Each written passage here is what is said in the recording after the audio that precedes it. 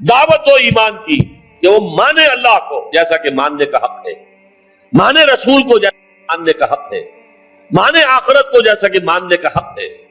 یہ یقین والا ایمان حاصل ہو جائے. یا تھوڑا سا آپ کو شد گمان یہ ہو کہ یہ تو ہمیں حاصل ہے تو برا نہ مانیے. حقیقت کیا ہے کہ ہمیں یقین والا ایمان حاصل نہیں ہے، اقرار باللسان والا ایمان حاصل ہے. ایمان مجمل کی تعریف آپ نے یاد کی ہوگی بچپن میں. آمنت باللہ کما ہوا باسمائہ وصفاتہ وقبلت جمیع احکامہ اقرار باللسان وتصدیق بالقلب. اقرار باللسان سے ایک آدمی مسلمان بن جاتا ہے، تصدیق بالقلب سے مومن بنتا ہے. جب دل میں یقین بن جائے، اگر ہم اپنے گریبانوں میں جھانکیں وہ یقین نہیں ہے. کیا یقین ہے یہ قرآن اللہ کی کتاب ہے؟ اگر یقین ہوتا تو ہم اسے بے اعتنائی برتتے، اسے سمجھنے کے لیے عربی زبان نہ سیکھتے، اس کو دن اور رات کے اوقات میں تلاوت نہ کرتے، اس کے گہرائیوں کے اندر غوطہ زنی نہ کرتے. یقین اگر ہوتا، یقین نہیں ہے. یقین پیدا کرے ناداں یقین سے ہاتھ آتی ہے، وہ درویشی کے جس کے سامنے جھکتی ہے فقوری. یقین بہت بڑی شے ہے، بہت بڑی شے ہے، بہت بڑی شے ہے، لیکن یہ کہ اس کو پیدا کرنا پڑتا ہے.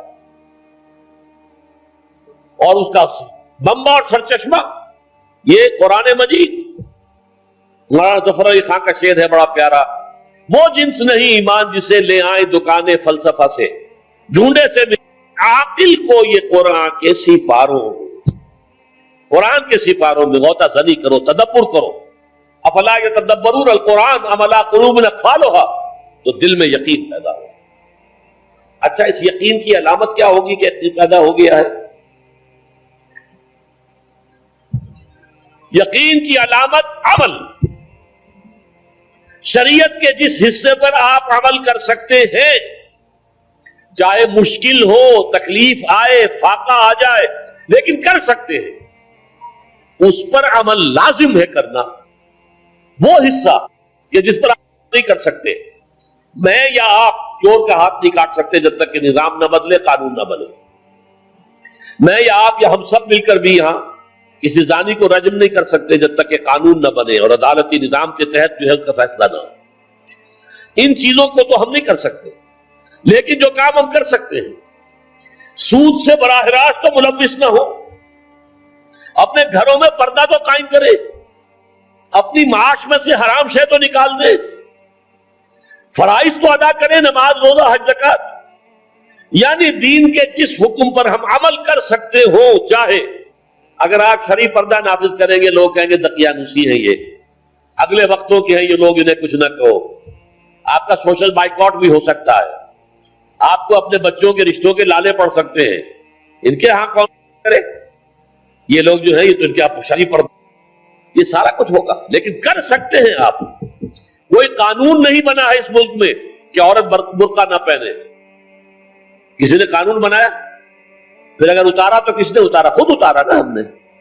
جس کے پاس دو پیسے ہو گئے اس نے سمجھا کہ برقع تو شاید صرف غربت کی علامت تھی، اب دو پیسے میرے پاس ہو گئے، برقع اتار دیا. چادر آ گئی، پھر چادر اتری، دوپٹہ رہ گیا، پھر وہ دوپٹہ بھی صرف رسی بن کر گلے کے اندر پڑ گیا. اللہ اللہ خیر صلی اللہ. یہ سارا کچھ ہو رہا ہے کہ نہیں ہو رہا؟ یہ کون کر رہا ہے؟ ترکی کے اندر تو قانون کرایا گیا، یہاں تو کسی نے قانون نہیں کرایا، یہاں تو ہم خود کر رہے ہیں. تو پہلا مرحلہ جو ہے ایمان یقین والا، اس کا ثبوت یہ ہوگا کہ شریعت کے جن احکام پر عمل کیا جا سکتا ہے ان پر لازماً کیا جائے. اگر یہ بھی نہیں ہے تو گھر بیٹھیے، پھر اسلام کا نام نہ لیجئے، اسلام کے غلبے کی جد و جہد کا دعویٰ نہ کیجئے، اسلام کو بدنام نہ کیجئے. اس لیے کہ اگر اپنی ذاتی عمل کیے بغیر آپ یہ کریں گے تو آپ اسلام کو بدنام کریں.